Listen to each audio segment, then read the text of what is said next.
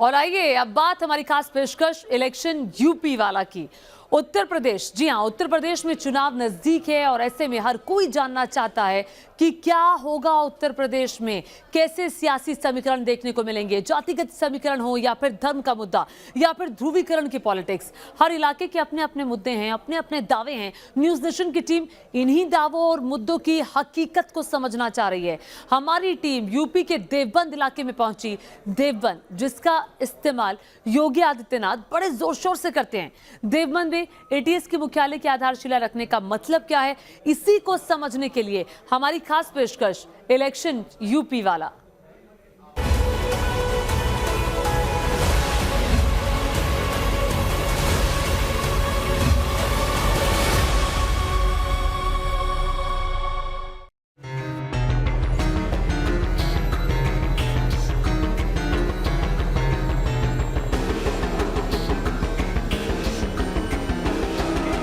योगी जी जहां भी जाते हैं नफरत का पैगाम देते हैं और नफरत के ऊपर इनकी दीवार ठहरी हुई है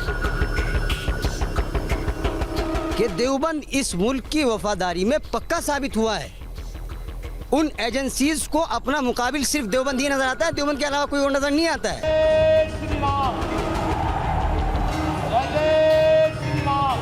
देवबंद से जो आवाज़ उठती है वो असर रखती है और देवबंद की आवाज़ के ऊपर हिंदुस्तान ही नहीं बल्कि पूरे आलम के मुसलमान लब्बैक कहते हैं और उसकी एक आवाज़ पर जो है अपनी जानों को निछावर करने के लिए तैयार रहते हैं।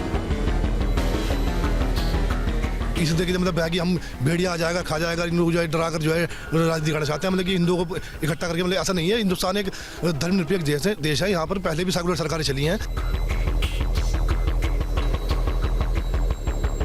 ये सरकार सिर्फ अगर मुख्तसर बातों में जवाब दिया जाए, सिर्फ जुमला पॉलिटिक्स है, इसके अलावा और कुछ नहीं इनके पास।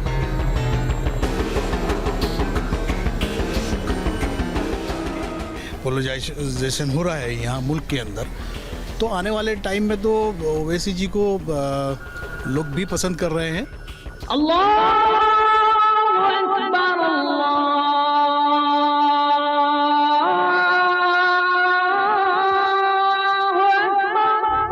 देवबंद, जिसका नाम आते ही जहन में तस्वीर आती है दारुल उलूम की।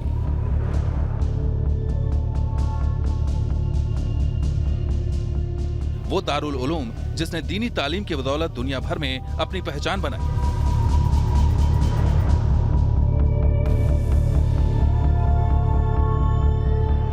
यहाँ के 150 से ज्यादा मदरसों में दुनिया के कई मुल्कों से छात्र दीनी तालीम लेने आते हैं, लेकिन चुनाव आते ही यूपी के मुसलमान देवबंद की ओर क्यों देखने लगते हैं? दीनी तालीम देने वाले दारुल उलूम का चुनाव से ऐसा कौन सा नाता है जो उसके मैसेज का इंतजार हर सियासी पार्टियों को रहता है?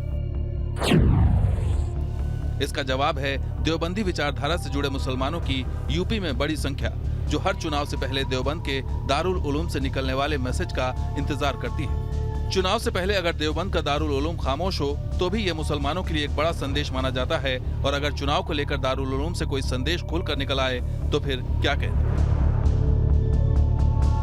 हालांकि फिलहाल देवबंद का दारुल उलूम यूपी चुनाव को लेकर खामोश है, लेकिन देवबंद के मुसलमान इस चुनाव को लेकर क्या मैसेज दे रहे हैं, न्यूज नेशन की टीम ने ये ग्राउंड पर समझने की कोशिश की। यूं तो विधानसभा सीट के नाम पर देवबंद एक ही विधानसभा सीट है, लेकिन ये एक ऐसा नाम है जिससे चुनाव में लोग ध्रुवीकरण की बात भी करते हैं। लोग इस तरह की बातें करते हैं कि देवबंद में एटीएस सेंटर अगर बनता है तो उसका मतलब राज्य के मुख्यमंत्री उसको कहते हैं कि वो यहाँ रोक लगाएंगे, यानी आतंकवाद के उस पर 80-20 की बात होती है। इन तमाम चीजों के बीच में देवबंद में आखिर क्या समझते हैं? योगी जी जहां भी जाते हैं नफरत का पैगाम देते हैं और नफरत के ऊपर इनकी दीवार ठहरी हुई है। भारतीय जनता पार्टी ने 5 साल तक कुछ भी नहीं किया। आज देखें महंगाई कहाँ है, पेट्रोल के दाम कहाँ चले गए। वो कभी हिंदू के नाम पे, कभी मस्जिद मंदिर के नाम पे, कभी पाकिस्तान के नाम पे, वो इन्हीं मुद्दों पर चुनाव लड़ना चाहते हैं। आपकी वोट है? जी बिल्कुल। तो किसको देंगे? MIM को। क्या खूबी आपने पाई MIM में? उनको वोट देने के लिए एक तो हमें अपनी लीडरशिप खड़ी करने की बहुत ज़रूरत है, क्योंकि सो कॉल्ड सेकुलर पार्टी जितनी भी है उन्होंने हमें आज तक लूटते आए हैं। मुसलमान लूटता पिटता आ रहा है 70 सालों से, तो इसीलिए ये वजह है। ये वजह है तो जी जी। इस बार आप ओवैसी और को चुनेंगे। जी और सपा को इसलिए नहीं चुनेंगे क्योंकि संसद में एक बिल लाया गया यूएपीए का, तो उस पर सपा ने बीजेपी को सपोर्ट किया है और कांग्रेस ने भी। आपको लगता है कि जिस तरह योगी करते हैं उसी तरह ओवैसी उस चीज़ का इस्तेमाल करते हैं? नहीं, देखिए योगी जी में और ओवैसी जी में फ़र्क तो ज़मीन आसमान का है। ओवैसी एक काबिल हैं, बैरिस्टर हैं, पढ़े लिखे हैं, जो बोलते हैं, लेकिन अभी उनका वक्त नहीं है। यूपी में दूसरे लोग मौजूद हैं, सेकुलर हिंदू हैं, जो हमारी लड़ाई लड़ रहे हैं। अगर हम उनके हाथों को मजबूत नहीं करेंगे तो वो लड़ाई कमज़ोर पड़ जाएगी। इसलिए मुसलमानों को यही चाहिए ख़ास तौर से, और उन लोगों को, दूसरे लोगों को जो मुल्क में अमन चाहते हैं, कि जो सेकुलर ताकतें हैं, उनको बराबर ताकत देने का काम करें। ना वो तो खुश होकर कह रहे कि हमने बुलडोजर माफियाओं पे चलाया। नहीं, माफिया सिर्फ एक धर्म विशेष से नहीं हो सकते। माफिया हर धर्म में मौजूद है। आप एक वर्ग विशेष को, वर्ग को पॉइंटेड करके आप उनके खिलाफ अगर कार्रवाई कर रहे हैं तो ये बहुत ही निंदनीय बात है, गलत बात है बिल्कुल। अच्छा, योगी और मोदी में आप डिफ्रेंशिएट करते हैं? कैसे करते हैं? ये तो सब एक सिक्के के एक ही पहलू हैं, दोनों एक से एक ही पहलू हैं, एक ही सोच, एक ही सब कुछ। अच्छा, कभी ऐसा होता है कि दारुल उलूम भी एक पॉलिटिकल उसके लिए कहता है वोट देने के लिए, कभी ऐसा हुआ? नहीं, दारुल उलूम शुरू से ही एक दीनी रहनुमाई का जो है केंद्र है, और दारुल उलूम का मकसद सिर्फ जो है ऐसे अफराद तैयार करना है जो मज़हब इस्लाम की जो बुनियादी जो एक उसका एक ढांचा है उसका तहफ़्फ़ुज़ हो सके।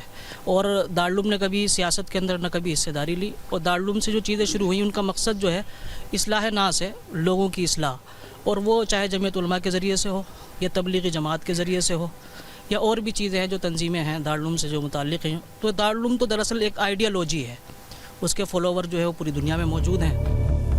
दारुल उलूम से निकला सियासी मैसेज कम से कम यूपी के मुसलमानों के लिए पत्थर की लकीर मानी जाती है, लेकिन इसका दूसरा पहलू यह भी है कि यही मैसेज मुसलमानों का फायदा कम और उनका नुकसान ज्यादा करती है। कहने को दारुल उलूम के मैसेज पर मुसलमान एकमुश्त होकर वोट करते हैं, लेकिन यही एकजुटता चुनाव में ध्रुवीकरण की वजह भी बन जाती है। आपको लगता है ओवैसी सेकुलर है? नहीं, सेकुलर तो हो सकते हैं। सेकुलर तो हर आदमी कहेगा कि मैं भी सेकुलर हूँ, मैं भी सेकुलर हूँ। वो ऐसे भी सेकुलर ही होंगे, मुझे मालूम नहीं उनके बारे में। अच्छा, योगी जी के बारे में? नहीं, योगी जी के बारे में तो सबको मालूम है कि नफरत ही फैलाने का काम करते हैं। उनका तो कारोबार ही नफरत फैलाना है, राजनीति ही नफरत के आधार पर वो करते हैं। अगर वो हिंदू और मुस्लिम का मुद्दा छोड़ दें तो मैं गारंटी के साथ कह सकता हूँ कि वो योगी जी अपनी सीट भी जीत नहीं पाएंगे। 80-20 का क्या मतलब है? जो 80-20 का फार्मूला है, ये क्या है? इसको आप क्या समझते हैं? योगी जी ने 80-20 का फार्मूला कहा है, ये क्या है? ये तो सिर्फ लोगों का जहन भटकाने के लिए 80-20 का फैसला किया उन्होंने, बाकी कुछ नहीं उनका। 80-20 में आप समझते क्या है? 80-20 से हिंदू मुस्लिम के अलावा और क्या है इसमें? कुछ भी नहीं। वो उल्टा कर रहे हैं, वो उल्टा कर रहे हैं। मैं इसको सीधा कर देता हूँ। 20 में योगी जी हैं वोटों के एतबार से, और 80 में वो ताकतें हैं जो वाकई प्रदेश में अमन चाहती हैं। इसका मतलब ये है।